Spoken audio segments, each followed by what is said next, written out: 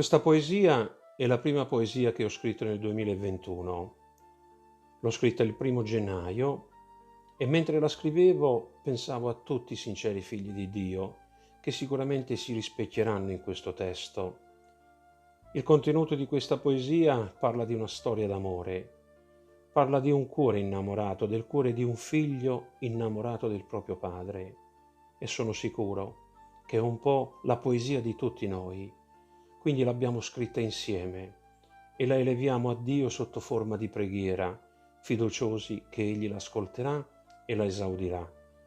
Il titolo di questa poesia è Chisto cuore mio, questo cuore mio, ma stasera diventa Chisto cuore nuest, questo nostro cuore, perché è la poesia di tutti noi.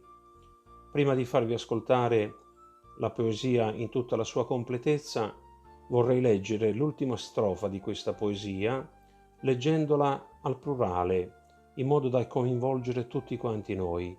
E sono sicuro che questa piccola strofa è la preghiera di ogni figlio di Dio. La strofa dice: vivi nel nostro cuore e guidaci, Signore. Noi vogliamo appartenere soltanto a te. Fa che la tua fiamma bruci nel nostro cuore e regna nella nostra vita, Signore nostro e nostro Re. Buon ascolto e grazie per l'attenzione. Questo cuore mio, questo cuore mio, questo cuore mio ti cerco ogni momento, come l'acqua per chi si muore di sete, io ti desidero con passione ardente, vicino a te io trovo gioia e quiete.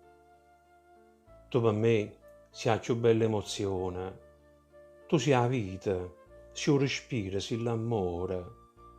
In questo mondo pieno di illusione, tu sei la più bella realtà per questo cuore.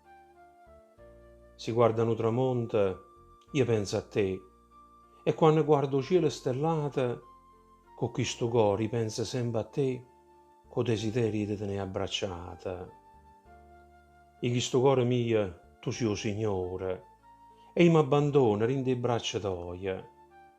Annanzi a te io porto ogni affanno e ogni dolore, e tu in cambio mi dai pace e gioia. Sto cuore mio, come una pianta nuova, vuoi portare frutto assai per la tua gloria.